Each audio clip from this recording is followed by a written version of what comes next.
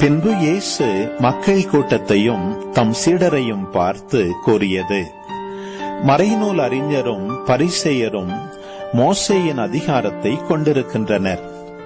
ஆகவே அவர்கள் என்னென்ன செய்யும்படி உங்களிடம் கூறுகிறார்களோ அவற்றையெல்லாம் கடைபிடித்து நடந்து வாருங்கள்.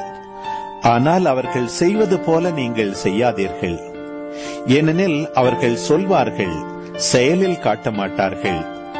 சுமத்தற்கரிய பழுவான சுமைகளை கட்டி மக்களின் தோளில் அவர்கள் வைக்கிறார்கள். ஆனால் அவர்கள் தங்கள் விரலால் தொட்டு அசைக்க கூட முன்வர மாட்டார்கள். தாங்கள் செய்வதெல்லாம் மக்கள் பார்க்க வேண்டும் என்றே அவர்கள் செய்கிறார்கள். தங்கள் மறைநூல் வாசக பட்டைகளை அகலமாக்குகிறார்கள். அங்கியின் கொஞ்சங்களை பெரிதாக்குகிறார்கள். விருந்துகளில் முதன்மையான இடங்களையும் தொழுகை கூடங்களில் முதன்மையான இருக்கைகளையும் விரும்புகின்றார்கள். சந்தை வெளிகளில் மக்கள் தங்களுக்கு வணக்கம் செலுத்துவதையும் ரபி என அழைப்பதையும் விரும்புகிறார்கள். ஆனால் நீங்கள் ரபி என அழைக்கப்பட வேண்டாம், ஏனெனில் உங்களுக்கு போதகர் ஒருவரே. நீங்கள் யாவரும் சகோதரர் சகோதரிகள்.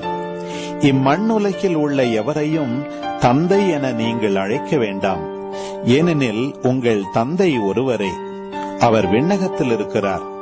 நீங்கள் ஆசிரியர் என அழைக்கப்பட வேண்டாம், ஏனெனில் கிறிஸ்து ஒருவரே உங்கள் ஆசிரியர்.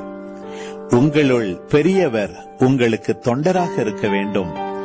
தம்மை தாமே உயர்த்துகிறவர் எவரும் தாழ்த்த பெறுவர், தம்மை தாமே தாழ்த்துகிறவர் எவரும் உயர்த்த பெறுவர்.